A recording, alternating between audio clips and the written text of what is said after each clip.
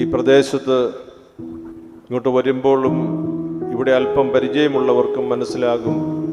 ഇവിടെ മോസ്കുണ്ട്, ഇവിടെ മർത്തോമ പള്ളിയുണ്ട്, ഓർത്തഡോക്സ് പള്ളിയുണ്ട്, മലങ്കര കത്തോലിക്ക ദേവാലയമുണ്ട്, ക്ഷേത്രമുണ്ട്, CSI പള്ളിയുണ്ട്.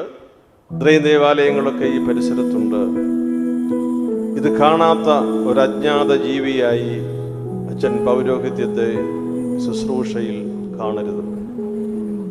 ഈ മനുഷ്യരെല്ലാം ഇവിടെ ജീവിക്കുന്നവരാണ്.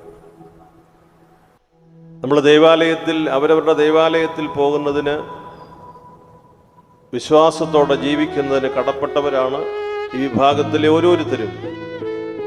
നാം ഒരുമിച്ച് കൂടുന്ന സ്ഥലവും പൊതുസമൂഹവും ഉണ്ട് എന്നത് പുരോഹിതന്റെ മനസ്സിലെപ്പോഴും ഉണ്ടായിരിക്കണം.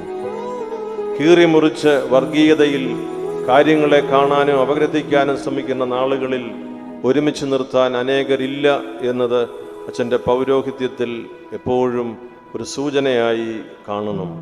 ഒരുമിച്ച് നിർത്താനാണ് കർത്താവ് ഈ സ്വത്വബോധം നൽകിയിരിക്കുക.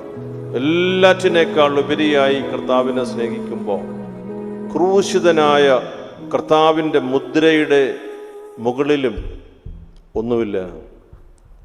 അവൻ്റെ കീറി മുറിക്കപ്പെട്ട ശരീരത്തിൻ്റെ മുദ്രയേക്കാൾ വലുതായി ഒന്നുമില്ല.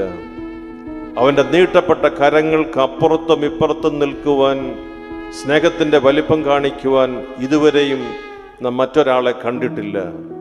അവൻ്റെ മുമ്പിൽ നിൽക്കുമ്പോൾ സകല മനുഷ്യരോടും സ്നേഹത്തിലും ബഹുമാനത്തിലും ആദരവിലും അവരെ കാണുന്നതിന് സാധിക്കണം.